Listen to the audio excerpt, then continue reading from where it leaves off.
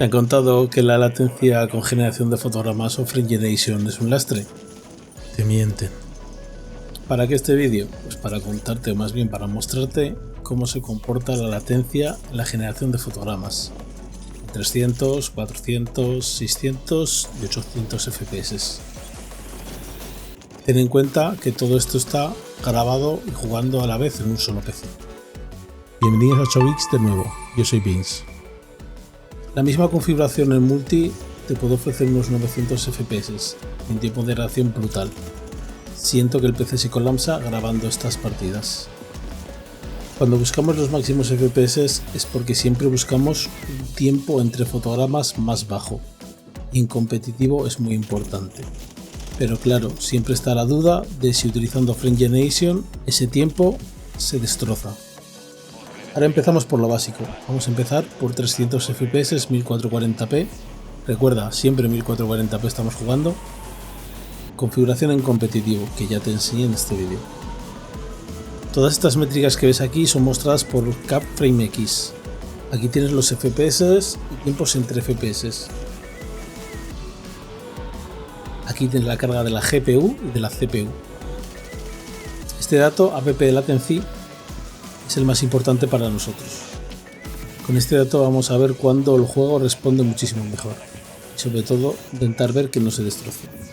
Este gráfico de abajo son de nuevo los FPS y el frame time. Esto te mostrará el rendimiento y la estabilidad del sistema. Cuanto más plana sea la línea, siempre mucho mejor. Si hay muchísimos altibajos, hay problemas. Ahora activamos FSR en calidad.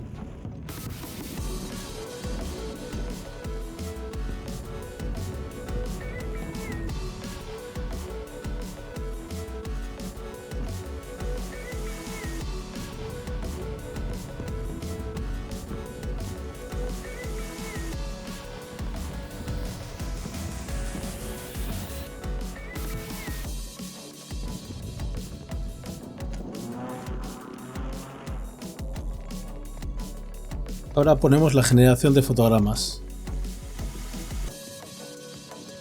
¿Ves cómo ha subido los FPS y han bajado un frame time?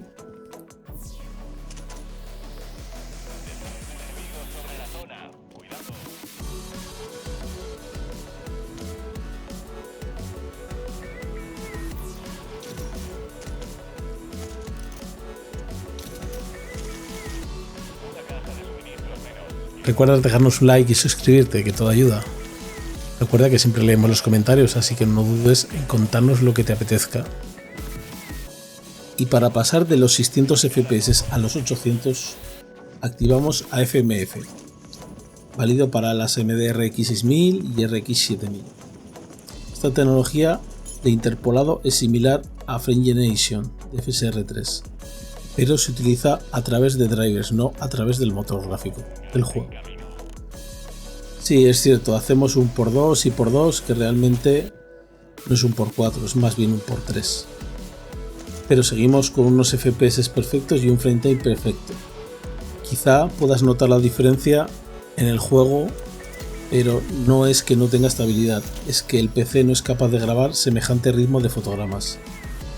Sí, sé que es un experimento y quizá no vale la pena para todos o todas, pero tener esta gráfica top consigue esta bestialidad.